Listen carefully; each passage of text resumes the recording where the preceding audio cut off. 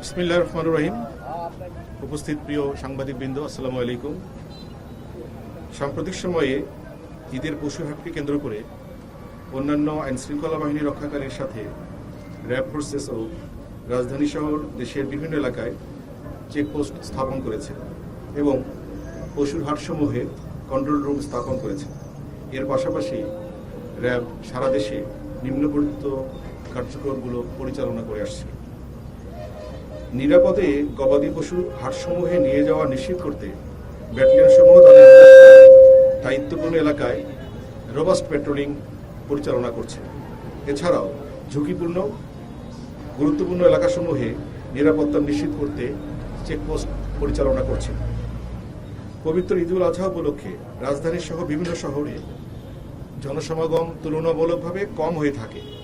সেই জন্য পশু ব্যবসায়ীদের কাছ থেকে পশু বিক্রির টাকা ছিনতাইয়ের মতো ঘটনার প্রতিরোধে র্যাব কার্যকরী ব্যবস্থা গ্রহণ করেছে।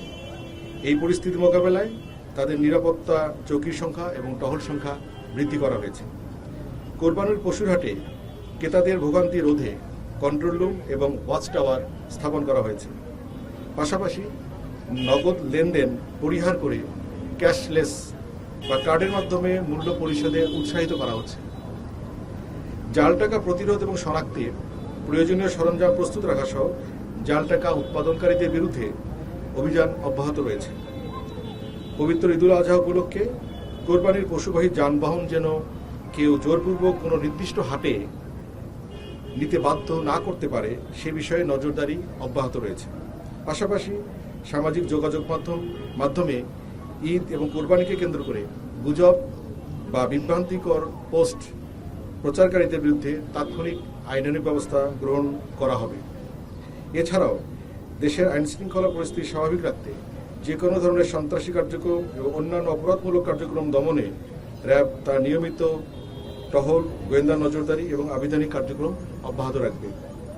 পরিশেষে সকলের প্রতি শুভকামনা রেখে আমি আমার বক্তব্য শেষ করছি।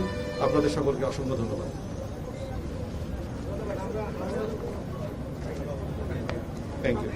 Thank you. রোদের মধ্যে মাস্ট বি টায়ার্ড।